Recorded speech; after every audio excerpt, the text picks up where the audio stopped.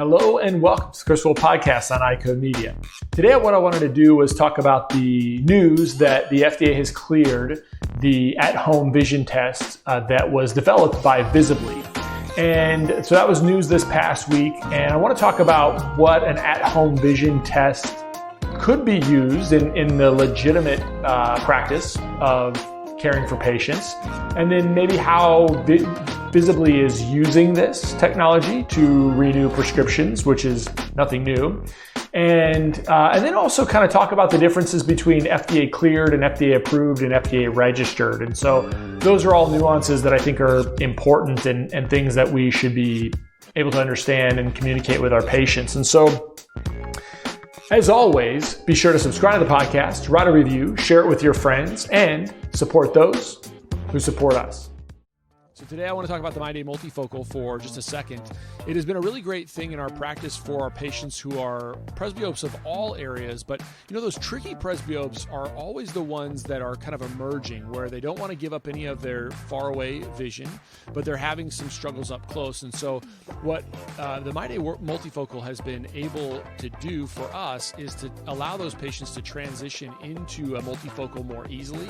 And then as we have those patients progress into other levels where they need more ad powers, it's been a nice smooth transition. So the ultimate hurdle that we've seen in our practice before the MyDay Multifocal was that we'd have patients who would resist any transition to a multifocal lens because of that distance blur. We just haven't seen that. So if you haven't started using MyDay Multifocal in your practice, I would encourage you to start, check it out, reach out to your Cooper reps for those trial lenses and commit to MyDay Multifocal for your patients. I think they're going to like it. If you haven't checked out MacuHealth yet for your patients in Category 1 through Category 4, I think there's a lot of evidence that you should be considering. The first is, if we just look at AREDS 2 and what they talk about, MacuHealth is, so for patients in Category 3 and Category 4 AMD, MacuHealth is a great option for them that follows that entire protocol, and it also adds mesozeaxanthine to the mix, which, if you look at some of the evidence, I believe shows me that it's going to thicken the macular pigment better than without mesozeaxanthine. It also uses the correct AREDS 2 dose of zinc at 25 milligrams, and so you don't have to worry so much about the potential side effects of zinc. The other thing to think about, and it's beyond the scope of this, although you've probably heard me talk on other podcasts, is that in patients in Category 1 and 2, there may be some additional benefit to supplementing them with something that may be a little bit less than the AREDS 2, so you don't have to add as much to it. And that's where I use the MacuHealth LMZ3. And so I think if you haven't done this yet, I'd consider MacuHealth in your practice and for your patients. And it's been great for my patients, and we really feel like we can have the ability to help those patients in all categories of macular degeneration. Okay, so let's get right into it. Big headline this last week was that the FDA clears an at-home visual acuity test that is manufactured by Visibly. Specifically, when you look at what the FDA says, it says, quote, that this device does not provide screening or diagnosis of eye health or other diseases, does not replace the eye health exam with a licensed provider, which is what the FDA has said. If we read the press release from Visibly, obviously it talks about the fact that a completed vision test results are made available to eye care professionals immediately and securely, helping them evaluate the best course of action for each patient.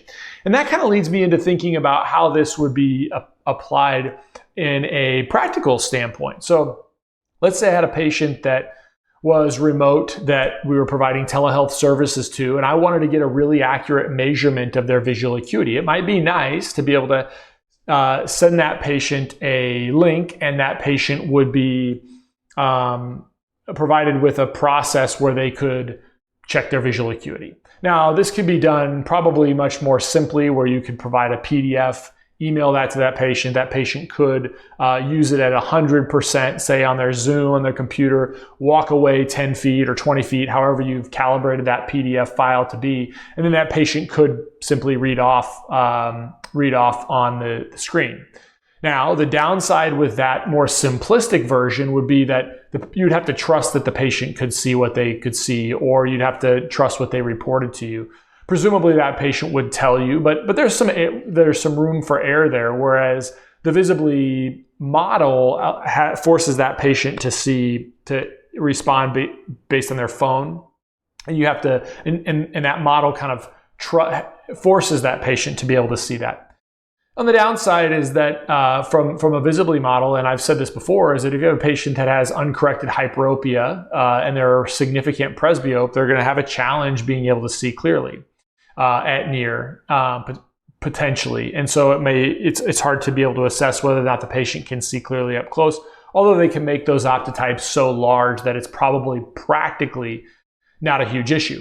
Now, that would be a legitimate use of the Visibly technology if you were kind of monitoring a patient's vision at home.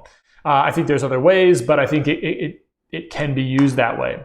But I want to look at how Visibly is using it. And so when you look at that model, they're sort of using this back-end visual acuity test at home to kind of online take their test, review your prescription. And so essentially what they're relegating a prescription renewal to is how well you can read a chart. And we all know that patients may be able to see 20/20 on a line. It's not sharp 20/20.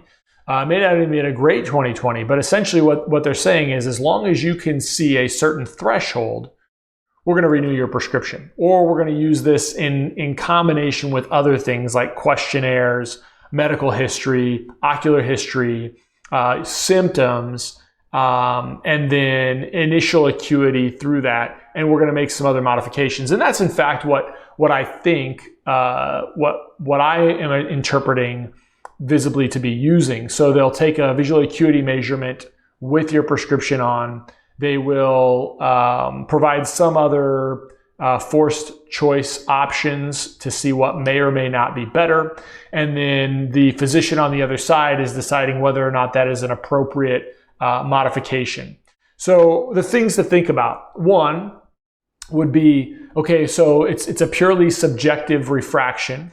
And then the other thing to know is that it is, there's all the other opportunities to miss eye disease. And obviously patients may or may not believe that this is a screener or that this is a screening for disease or that this is replacing a comprehensive eye exam. So there's all these other potential issues with it.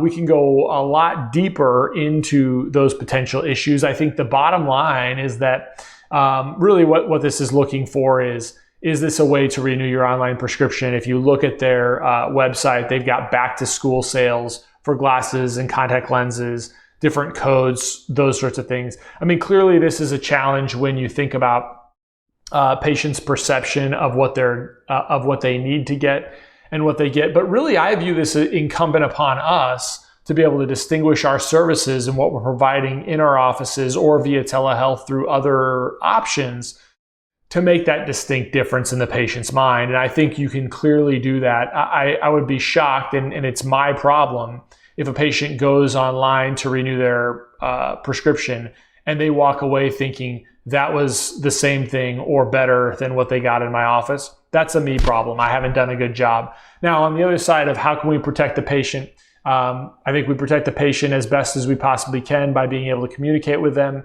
by being able to provide technologies, consultation that they can't get from a remote app that's sort of self-guided. If we're not doing a good job there, then I think we kind of, we're going to be having problems.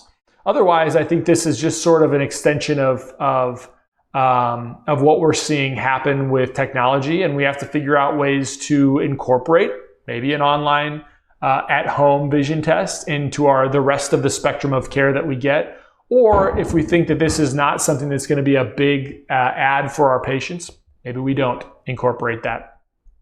So let's look at the difference between FDA registered, FDA cleared, and FDA approved. So when we think about the FDA registration, this is the process that Visibly originally went through. And essentially what it does is you are telling the FDA that you are manufacturing a device or technology, and that FDA just keeps a list of that. And so it can be misleading to patients where if you think that something is FDA registered, perhaps they think it's the same as FDA approved or FDA cleared. Now, what FDA cleared means is specifically when a medical device is cleared, it has undergone a 510(k) submission, which the FDA has reviewed and then provided clearance to utilize that technology or that device.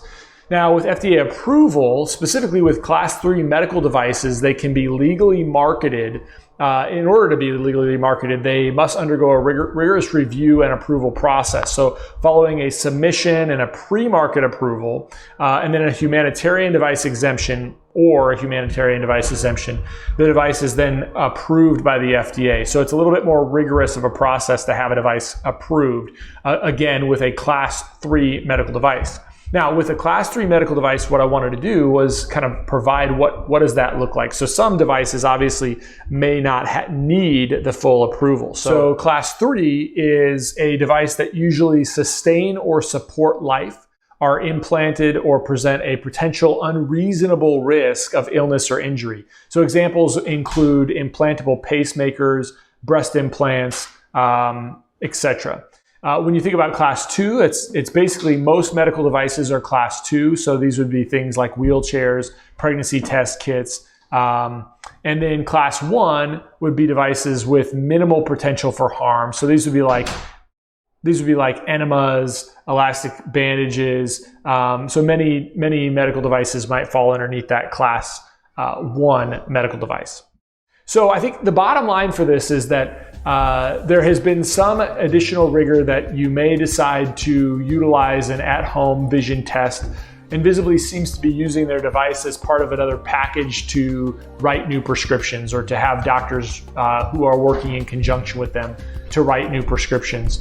And I think there's some potential risk for patients in that, but that's really incumbent upon us to be able to take care of those patients. Doesn't mean we don't kind of work from a regulatory standpoint to make sure that these devices are being used appropriately and the physicians that are using them appropriately. But I think it's really incumbent upon us to make sure that we're differentiating what we're doing in our practice from what can be done from some of the technologies that are available remotely.